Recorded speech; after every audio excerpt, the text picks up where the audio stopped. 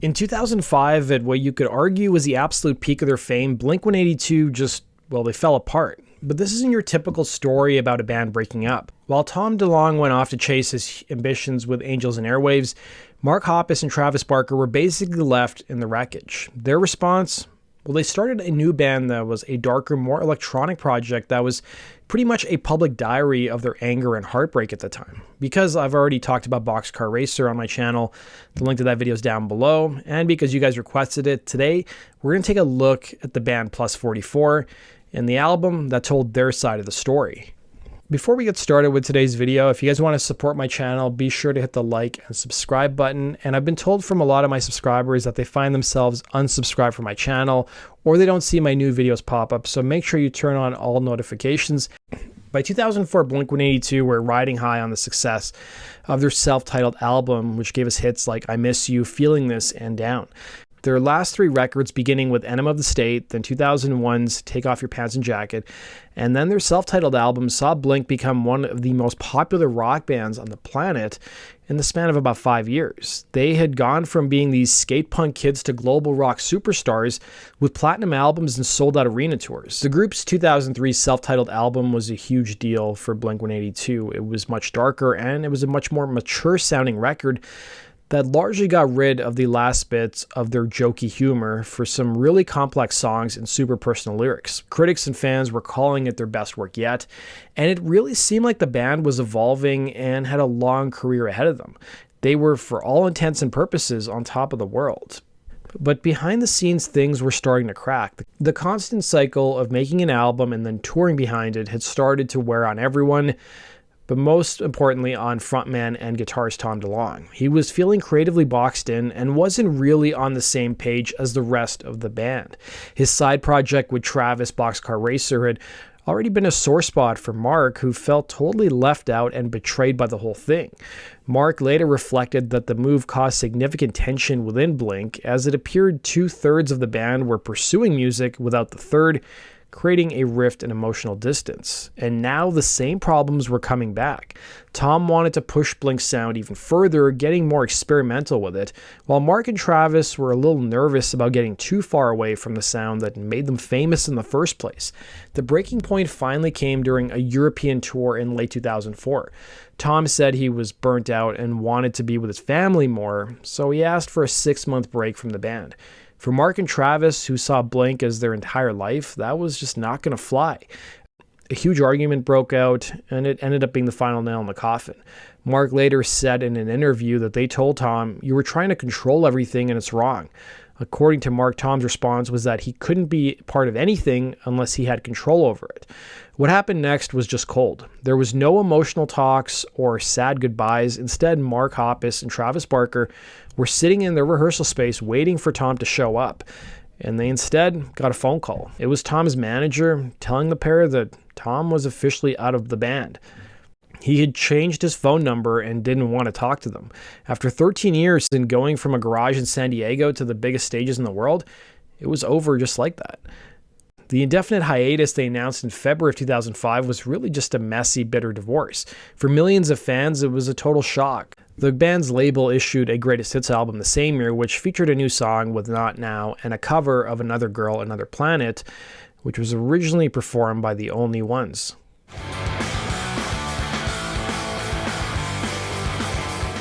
For Mark and Travis, it was a huge betrayal that made them feel lost and angry. But they also had a story to tell. Mark told the record newspaper, "The end was definitely ugly, but Tom made whatever decision he made for whatever reason he made. It's not like Travis and I did anything differently. We tried every possible way to allow Tom the space he needed. We did everything we could. In the end, he quit the band." Mark added in a separate interview to the Kitsap Sun that the band's manager at the time was doing everything he could to keep the band together, and that meant giving Tom whatever he wanted, much to the detriment of the other members. The day after Tom left the band, both Travis and Mark found themselves in Travis's basement working on new music that would become the foundation for their next project. Interestingly enough, their new project at that time was initially going to be far more electronic. Mark told the Plain Dealer, "We did 2 interviews in the very beginning and they asked us what it sounds like, and we said right now it's very electronic, and Travis is writing in his basement on keyboards and electronic drums, and I'm plugging in my guitar and bass directly into the computer." The pair soon brought in a singer named Carol Heller from the band Get the Girl to contribute to the music they were working on. But as they moved into a real studio, things started to evolve and change. The live drums and guitar started becoming the main focus, and the project turned into a full-on rock band. Carol did leave the project to start a family, leaving a few demos behind. I don't think there was a conscious effort. I think they wanted to just go into the unknown waters of, like, if we made an electronic record with a female singer and a male singer, yeah, what does that sound like? And kind of, I think they were aware that, if we come out and make a punk rock record, then it's immediately going to be very quickly compared to a Blink record. And then you've got, it's a 3-person band. So Blink was 3 people. So then you get into that headspace of, like, is it just Blink-182 with a girl? No, we don't want to be that. Yeah. We want it to be a separate thing. So the idea of, we've got this batch of songs and we've got a female singer and we've got a male singer.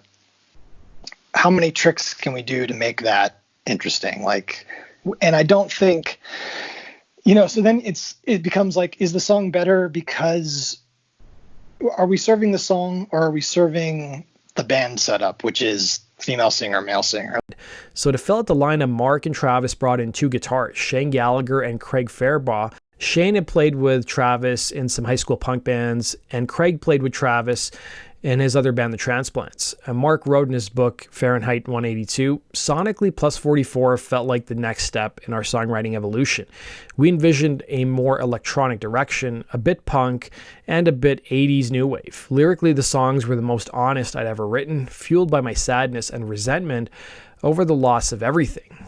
At the same time, though, Mark admitted in his book that he felt kind of adrift, questioning his own songwriting ability, while also giving props to what Tom had brought to Blink. It felt like unfamiliar territory to Mark, and he even admitted that while Travis was there to help, the drummer wasn't fully focused on the project, adding, "Tom had always been a perfect musical foil for me. I miss the friendly competition that kept us going. I miss being so blown away by his song ideas that I would go home and try to outwrite him.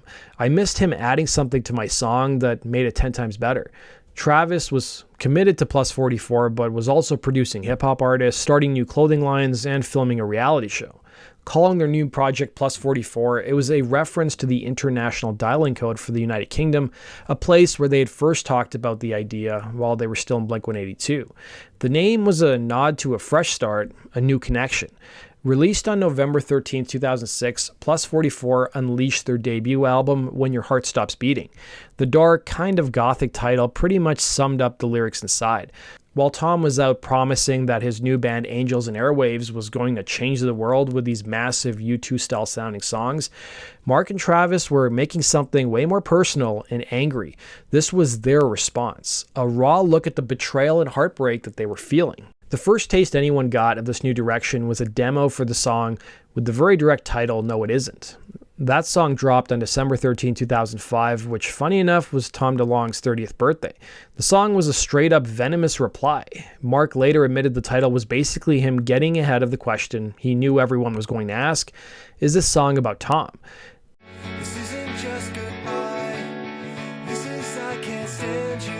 This song was a declaration of war, and fans immediately knew what was up. The whole album is full of little digs like that, but maybe the most telling track is the electronic ballad Weatherman. Mark said he wrote it while driving to Travis's house right after Blink's breakup, capturing that raw feeling of defeat and not knowing what to do next.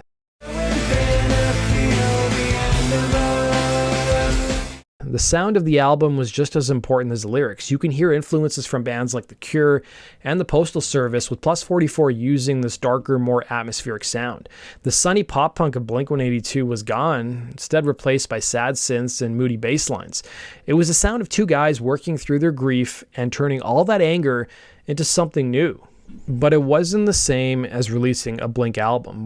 Mark recalled in his book how with Blink they had the world in their hands, and with their new project, that wasn't the case. Success wasn't guaranteed anymore. While people knew the name Blink-182, nobody knew what Plus 44 was. He wrote in his book, "It felt like I was giving the world a math problem." Couple this with the fact that Tom was releasing his debut album with his own project Angels Airwaves, And that didn't help either. Tom had overpromised and underdelivered, which might have made people skeptical towards another post-Blink project.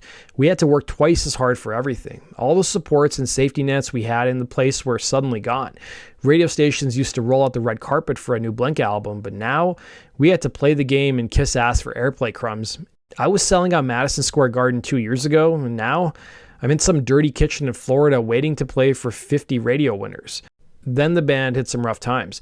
Travis had broke his arm while shooting the video for the title track. It had turned out he had hairline fractures all up and down his arm. Keep in mind, he was still playing with the band, doing shows and gigs.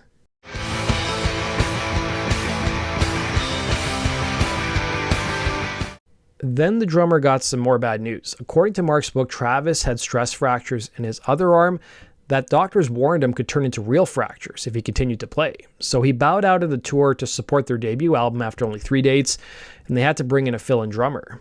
Travis at the time was also dealing with a very public divorce with his ex-wife. Plus 44's debut album ended up debuting at number 10 on the Billboard 200 chart, which was pretty respectable.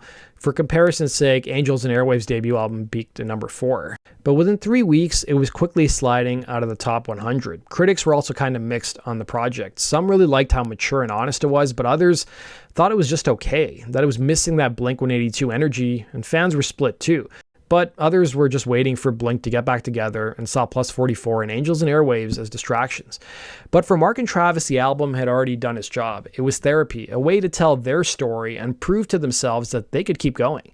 The title track was issued as a single and peaked at number 14 on the alternative chart in the States, and it also had some crossover appeal, peaking at number 89 on the Hot 100.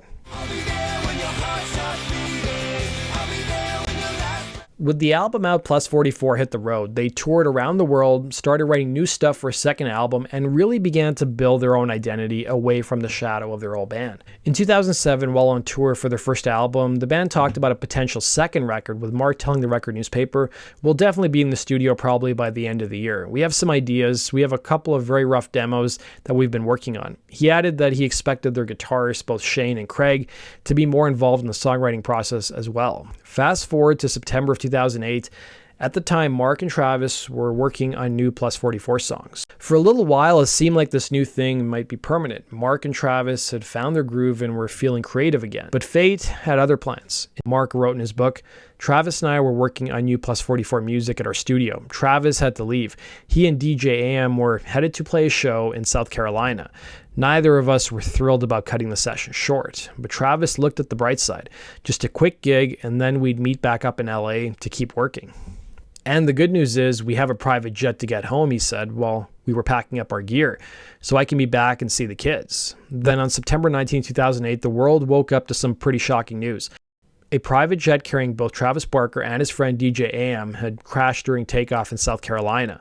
The crash killed 4 people, including 2 of Travis's close friends. Travis and DJ AM were the only survivors, escaping the fire but with horrific injuries. Travis had 2nd and 3rd degree burns over 65% of his body, and he was in the hospital for weeks and had to go through 27 different surgeries. The trauma, both physical and mental, were massive, leaving him with serious fear of flying and PTSD. The tragedy changed everything. When faced with something that big, old grudges and band drama suddenly seem really, really small. After years of not talking, Tom DeLonge reached out. Mark later remembered how the 3 of them started talking again, first on the phone and then meeting up in person. He said that in those first talks, they didn't even mention the band. It was just about their friendship. The crash made it crystal clear about what was actually important. As Mark put it, "Our friendship is so much more important than any of our internal ego fight like nonsense. Life is too short." Rebuilding that friendship eventually led to talking about Blink-182 again. In February of 2009, less than 5 months after the crash, Mark, Tom, and Travis walked out on stage together at the Grammy Awards. The crowd went nuts, and they made the announcement that fans had been dreaming about for 4 years. Blink-182 is back.